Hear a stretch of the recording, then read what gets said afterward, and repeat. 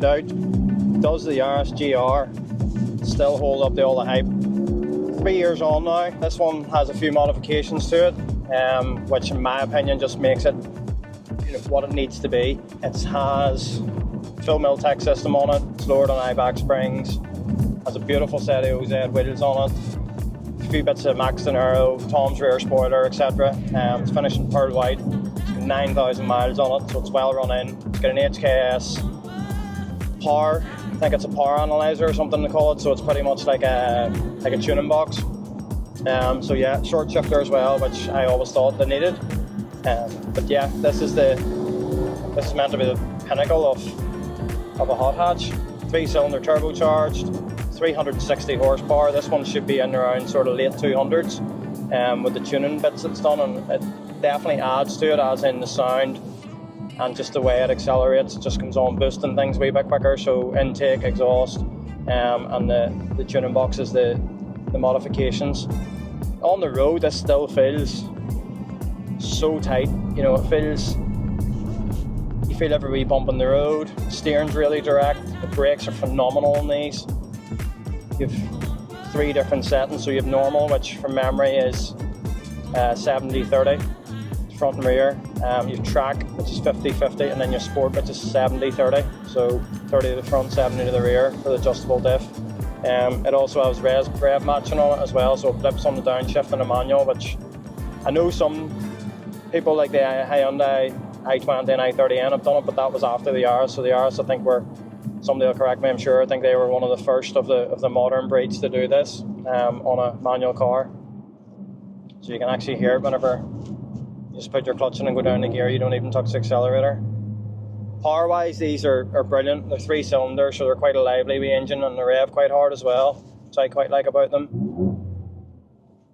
And this one sounds unbelievable, that exhaust, to be fair. Yeah, the Miltech does. Do you know what? They need it.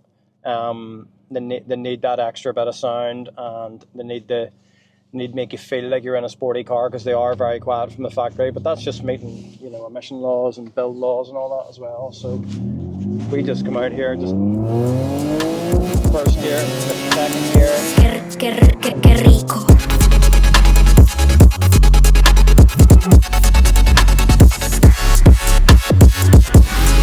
You have to remember, this is a 3-cylinder engine, which is, it's quite impressive. I think it's the most powerful 3-cylinder engine in a production car.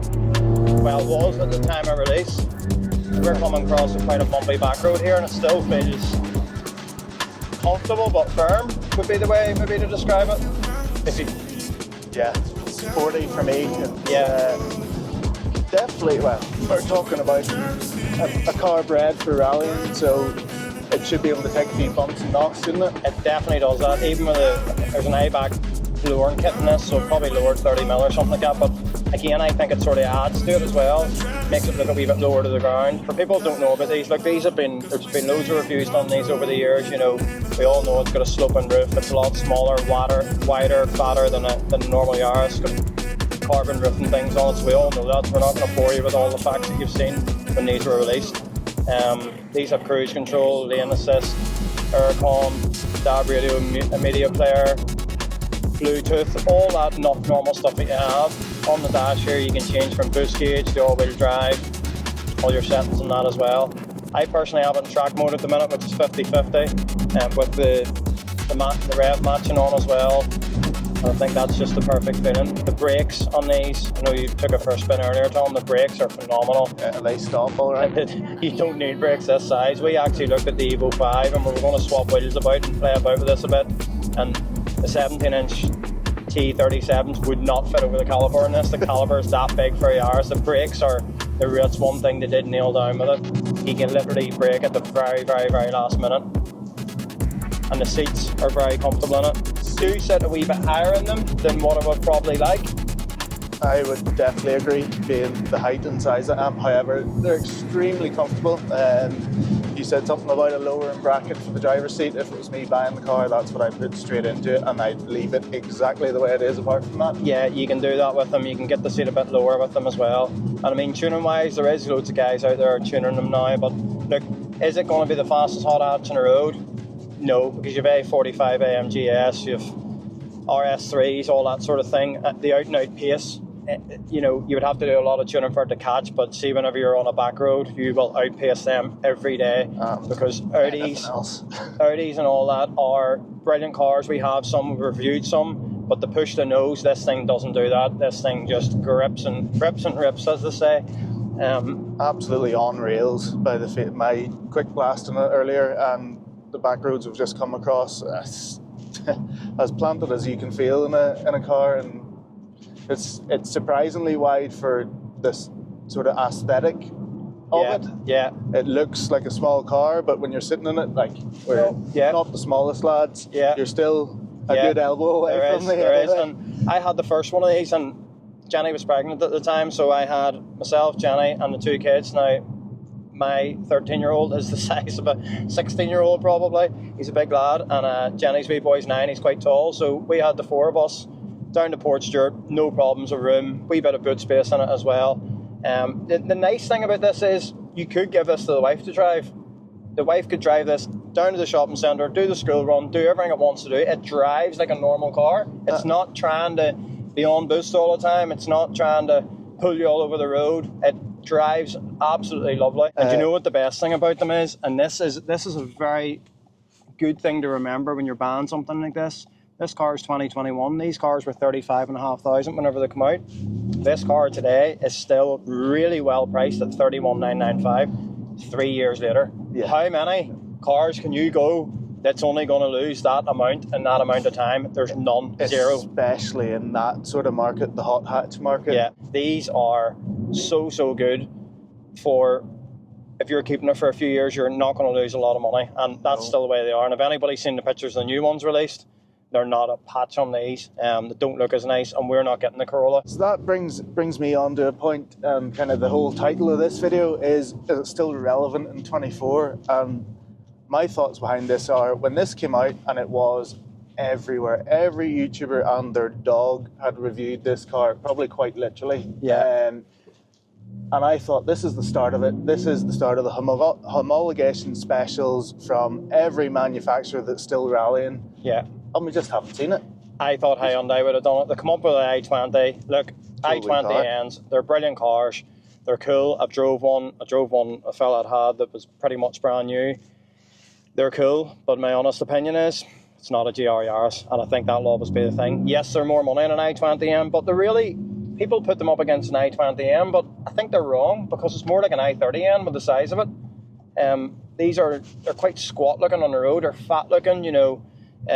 This particular one is running the OZ lightweight wheels which look really nice, you'll see in the pictures, but there's Michelin Pilot Sports all around as well, so it's got that real good tire for a real good grip, which also I think helps as well. There's no point having a nice hot hatch and not having a good tire, because they were made to work with an excellent tire. But the setup's good, very good. And even Toyota, some people say they're quite plasticky, but to be honest, is it as plastic as any other hot hatch? With the exception of an A45, you know, you're looking at an RS Focus, you're looking at these, you're looking at an i30N, i20N. What else would you have up against something like this?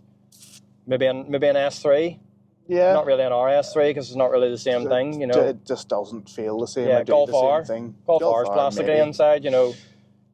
I personally, I love the interior design of this. Yes, there's plastic in places, plastic absolutely everywhere, but it surrounds you. There's still buttons for the climate control. The screen isn't obnoxiously big in the middle, but it does everything that you need it to do. Yeah. You've got actual dials, which is something I wanted to bring up in the car. No, that is very cool. I would agree with you. And as I say, even all, as I touched on earlier, your lane guidance, your cruise control, you've still got all the mod cons, but you've got that. Do you know what it is? And I know I've said this before, many times before, but this is a daily driver that you could take to the track and have loads of fun, come away from the track and drive home again. 100%. And not be uncomfortable, not need to worry about harnesses and, you know, it being rickety or anything like that. Ultra reliable, like so reliable. I think the only ones that has ever give trouble is the ones that people are just, as I say, tuning to the moon. You know, they're trying to get the most out of them. There is ones with 500 horsepower, obviously on built engines and stuff. I think on a standard engine they make like maybe 400 with a turbo setup and injectors and things like that. But to be truthful, my honest opinion is as much as I like tuned cars, I think it would ruin it. I think where they are now is the sweet spot.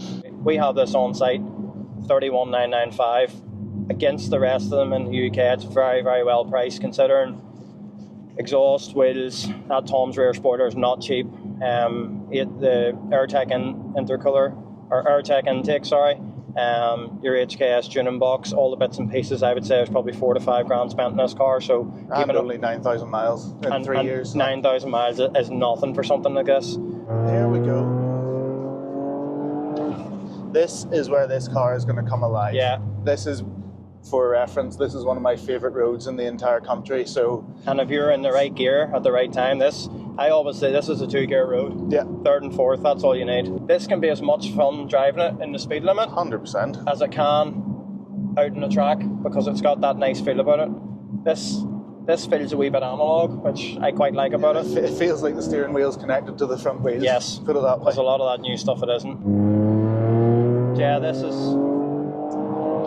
And that's another thing, whenever you want to overtake, they're just right there. Oh, it's stuck to the road like nothing normal.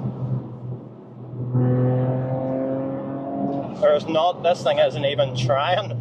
It's not even trying to slide, it's not trying to move, I'd say we went round those corners quicker than I ever went round, and I used to drive this road a lot in the R8 because it's on my doorstep, and any 10-minute chance I was blasting up and down this thing. Yeah. And I would say you're off to the races in this far quicker than you would in something like an R8.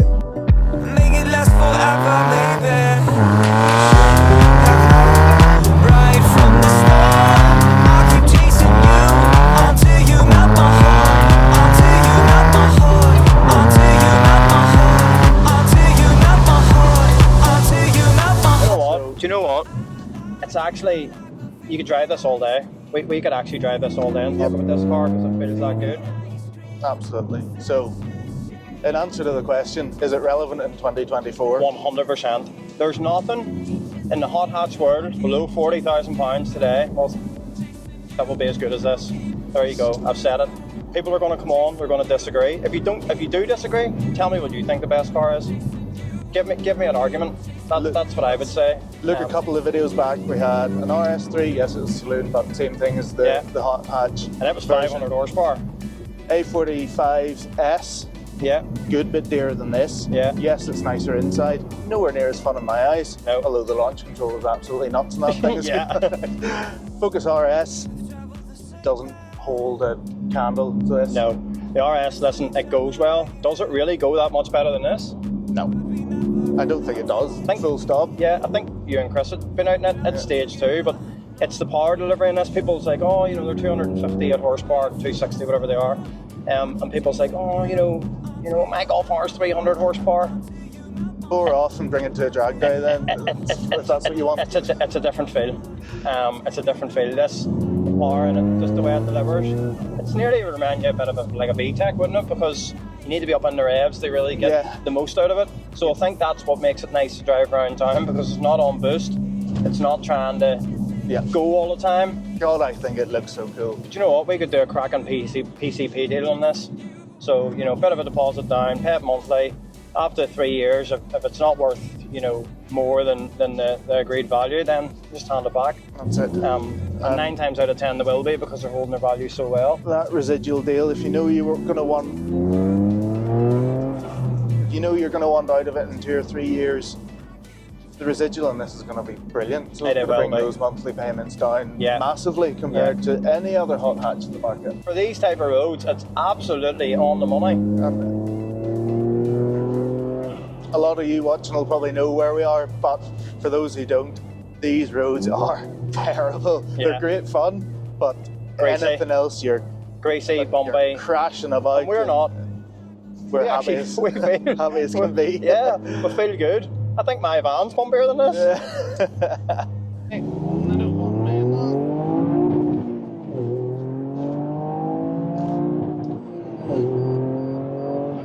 This actually sounds so good on the limiter. Not that I'm a limiter and bashing type of guy, but it does sound good. I've had a good blast around the B roads, Marky. Who is the Yaris GR4 in 2024? Yaris GR is for somebody who, it's not going to, look, the younger people are going to want but the truth about it is they're not going to be able to insure it. So I reckon it's going to be early 30s to 50s. I'd say so. Probably somewhere around there.